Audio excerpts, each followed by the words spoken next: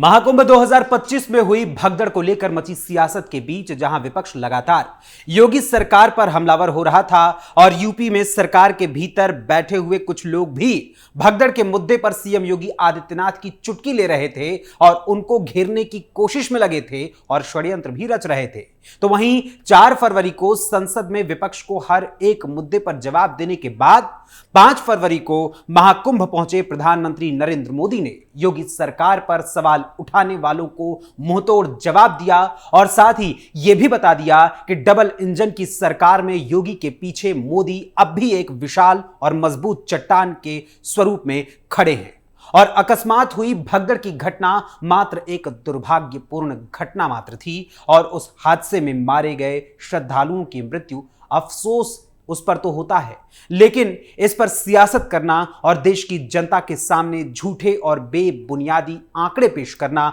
विपक्ष को भारी पड़ने वाला है। एक और जहां मौनी अमावस्या के अमृत स्नान से पहले हुई भगदड़ की घटना के बाद प्रधानमंत्री नरेंद्र मोदी का पूर्व निर्धारित कार्यक्रम रद्द होने की आशंका जताई जा रही थी, जिससे मेला से जुड़े अधिकारी मायूस थे और उससे लेकर विपक्षी सीएम योगी आदित्यनाथ पर हावी होने में भी लगे हुए थे, तो वहीं अब प्रधानमंत्री नरेंद्र मोदी के महाकुंभ पहुंचने के पीछे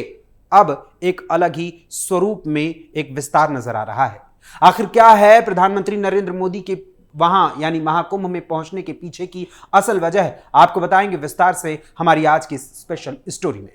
नमस्कार, कैपिटल टीवी उत्तर प्रदेश देख रहे हैं आप और मैं हूं आपके साथ अखिलेश पांडे। इस बार के महाकुंभ को लेकर सूबे की योगी सरकार शुरू से ही काफी उत्साहित थी और महाकुंभ के आयोजन की थीम भी एकता का संदेश देने के लिए तैयार की गई थी और सब कुछ इस आयोजन में भली भांति चल रहा था, मगर मौनी अमावस्या के मौके पर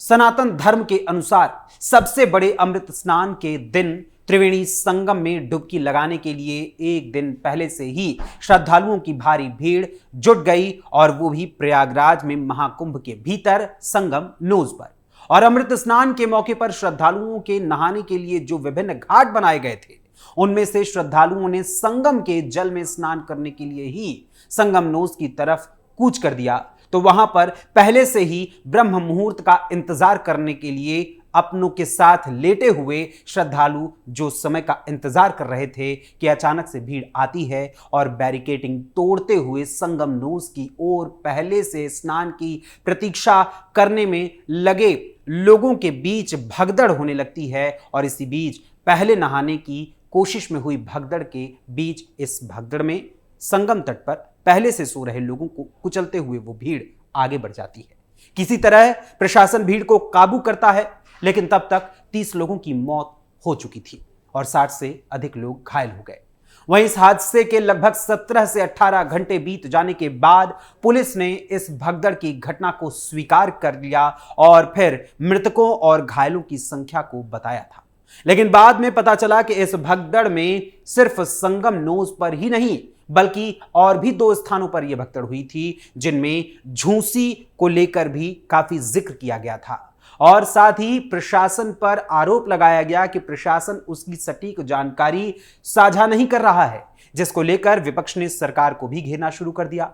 महाकुंभ में हुई भगदड़ में गई जानों को लेकर यानी उनके आंकड़ों को लेकर उसके आंकड़े को बहाना बनाकर विपक्ष सीएम योगी आदित्यनाथ पर हावी होने लगा और इस मौके के जरिए उनके इस्तीफे की साजिश भी रचने लगा। और सिर्फ विपक्ष ही नहीं यानी सियासी लोग ही नहीं बल्कि अक्सर विपक्ष की ही भाषा बोलने वाले ज्योतिष मठ के पीठाधीश्वर अविमुक्तेश्वरानंद सरस्वती ने भी सीएम योगी आदित्यनाथ के इस्तीफे की मांग कर दी और सरकार पर हमला भी बोला। हालांकि उनको सीधा जवाब दिया था अखिल भारतीय अखाड़ा परिषद के राष्ट्रीय अध्यक्ष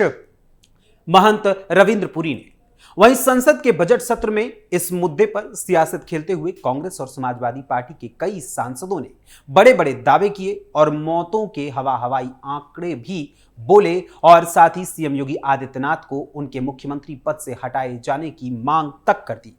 महामहिम राष्ट्रपति के अभिभाषण पर चर्चा के दौरान 3 फरवरी को राज्यसभा में बोलते हुए कांग्रेस अध्यक्ष मल्लिकार्जुन खड़गे ने योगी सरकार पर हमला बोलने की फिराक में कुछ ऐसा बोल दिया जिसके चलते अंततः उन्हें माफी भी मांगनी पड़ी थी। खड़गे ने अपने भाषण में महाकुंभ में हुई भगदड़ में हजारों की संख्या में लोगों के मारे जाने का दावा किया, जिसके बाद सत्ता पक्ष ने उनके इस बयान का विरोध किया तो खड़गे अपनी बात से पलटते हुए भी नजर आए और स्वीकार भी किया कि उनका यह आंकड़ा गलत है।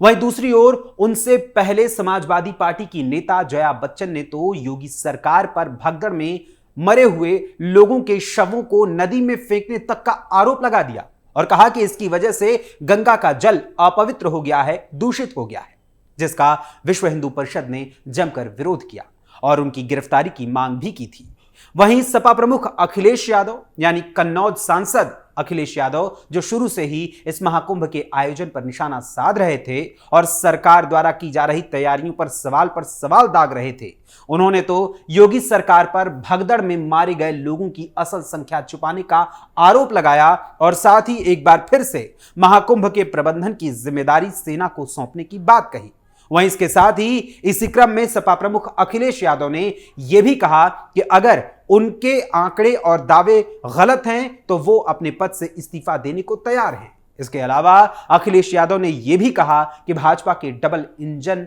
की सरकार के दोनों ही इंजन एक दूसरे से टकराने लगे हैं। वहीं इसके साथ ही बिहार के पूर्णिया से निर्दलीय सांसद पप्पू यादव ने भी महाकुंभ के मुद्दे को लेकर बागेश्वर धाम के धीरेन्द्र कृष्ण शास्त्री का नाम लिए बिना ही उनके बयान का जिक्र किया था और कहा था कि मैं चाहता हूं कि महाकुंभ में जितने भी बाबा और नागा साधु या नेता वहां जाते हैं वो डुबकी लगाकर मर जाएं। और इसके साथ ही पप्पू यादव ने महाकुंभ में 300 से 600 लोगों के मरने का दावा भी किया था।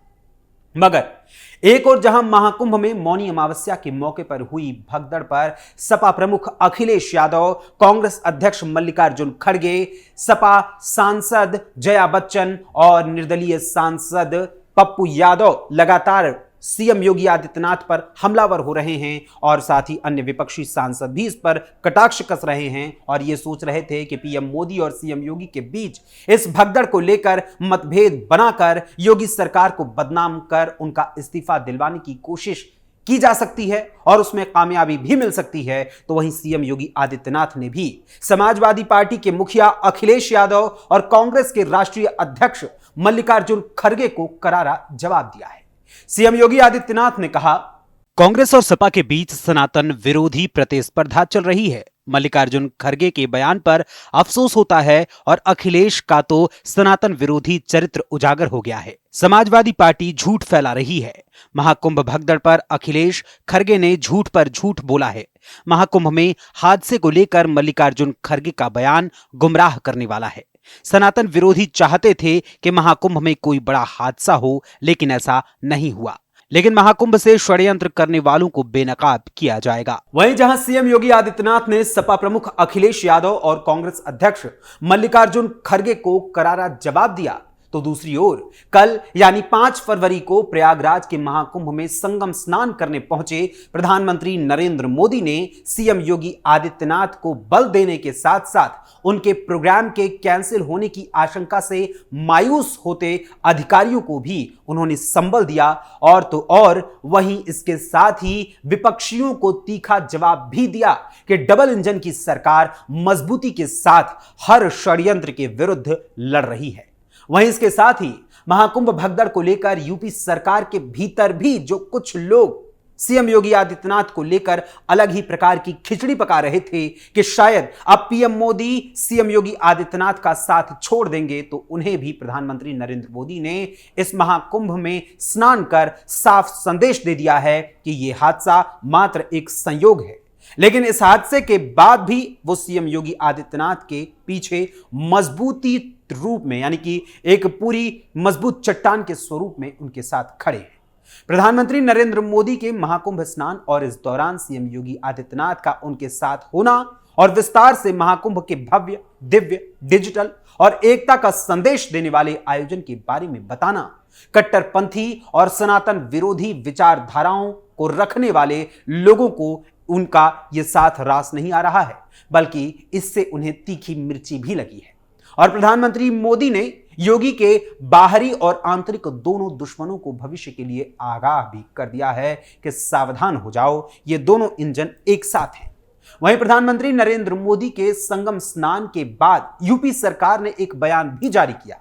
बयान के अनुसार प्रधानमंत्री नरेंद्र मोदी सुबह प्रयागराज हवाई अड्डे पहुंचे, जहां से वो MI-17 हेलीकॉप्टर में सवार होकर DPS हेलीपैड उतरे। यहां पर मुख्यमंत्री योगी आदित्यनाथ ने उनका स्वागत और अभिनंदन किया। यहां से प्रधानमंत्री अरैल घाट पहुंचे, जहां से विशेष नाव पर सवार होकर उन्होंने त्रिवेणी संगम का रुख किया। नाव पर उनके साथ मुख्यमंत्री योगी आदित्यनाथ भी मौजूद रहे, जिन्होंने इस दौरान उन्हें महाकुंभ में की गई व्यवस्थाओं और श्रद्धालुओं को दी जा रही सुविधाओं के विषय में जानकारी दी। नाव से भ्रमण के दौरान प्रधानमंत्री ने त्रिवेणी संगम में मौजूद श्रद्धालुओं का भी अभिवादन स्वीकार किया। वहीं प्रधानमंत्री के दौरे में इस बात का विशेष ध्यान रखा गया कि श्रद्धालुओं को कोई असुविधा न हो, इसलिए कुछ क्षेत्रों में ही सुरक्षा प्रोटोकॉल को अनिवार्य किया गया और श्रद्धालु अन्य घाटों पर स्नान करते रहे। यानी साफ है कि वीवीआईपी कल्चर का रोना रोने वाले और खुद ही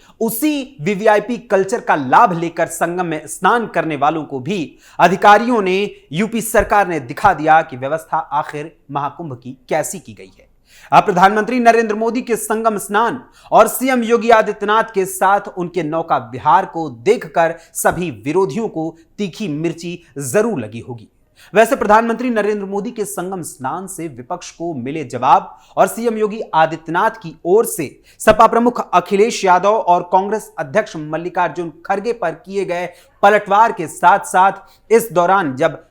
मुख्यमंत्री यानी कि मुख्यमंत्री योगी आदित्यनाथ और प्रधानमंत्री नरेंद्र मोदी दोनों के दोनों ही जब संगम स्थल पर मौजूद थे, तो उस दौरान प्रशासन की ओर से की गई व्यवस्था को लेकर भी आपका क्या विचार है, अपने कमेंट्स के माध्यम से हमें जरूर बताइएगा। फिलहाल अभी के लिए इस स्पेशल स्टोरी में बस इतना ही। फिर मुलाकात होगी किसी और खबर, किसी और मुद्दे, किसी और विषय के साथ। तब तक के लिए मुझे अनुमति दीजिए। धन्यवाद, नमस्कार।